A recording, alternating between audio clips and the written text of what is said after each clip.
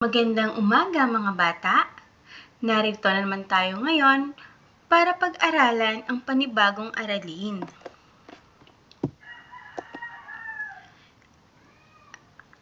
Ang subject natin ngayon ay MTBMLE Quarter 1, Week 8. Idiomatiko o sawikain. Sa araling ito, ikaw ay inaasahan na makikilala at matutukoy ang mga idiomatikong pahayag at sawikain na ginagamit sa pangungusap. Ano kaya ang ibig sabihin ng idiomatiko o sawikain? Ang idiomatiko o sawikain ay grupo ng mga salita na mayroong mga malalalim na kahulugan. Nagbibigay ito ng dituwirang kahulugan o ibig sabihin. Meron ako dito mga halimbawa ng idiomatiko o sawikain. Tara, isa-isahin natin. Una, kilos pagong. Ano kaya ang ibig sabihin ng salitang kilos pagong? Ang ibig sabihin po nito ay mabagal. Pangalawa, bukas ang palad o bukas palad. Ang ibig sabihin ay matulungin. Pangatlo, di makabasag pinggan. Ang ibig sabihin ay mahinhin. Pang-apat, butot balat. Ano kaya ang ibig sabihin ng butot balat? Ang ibig sabihin po nito ay payat na payat. Panglima, balat sibuyas. Ang ibig sabihin ay maramdamin. Pang-anim, hindi mahulugang karayom. Ang ibig sabihin ay maraming tao.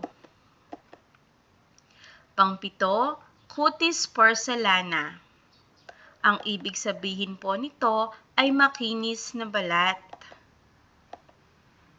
Pang-walo, tulog manok. Ang ibig sabihin ay mabilis magising. Meron naman po ako ditong inihandang ilang halimbawa ng pangungusap gamit ang mga idiomatiko o sawikain.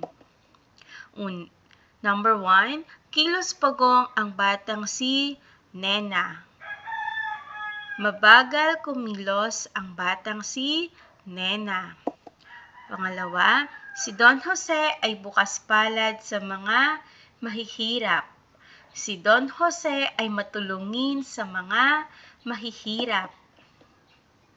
Di makabasag pinggan ng batang si Nena. Mahinhin ang batang si Nena.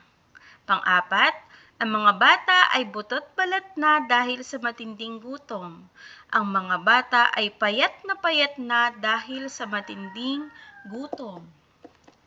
Pang-lima, si Nelia ay masyadong balat sibuyas. Si Nelia ay masyadong maramdamin. Pang-anim, hindi mahulugang karayom ang dumalo sa kanilang konsyerto. Napakaraming tao ang dumalo sa kanilang konsyerto. Pang-pito, si Christina ay cutis porcelana. At ang pang-walo, ang mga sundalo ay tulog manok habang nagbabantay sa kanilang kampo. Ang mga sundalo ay mabilis magising habang nagbabantay sila sa kanilang kampo. So, yan po ang ilang mga halimbawa ng pangungusap na ginamitan ng idiomatiko o sawikain. Mga bata, ano nga po ulit ang idiomatiko?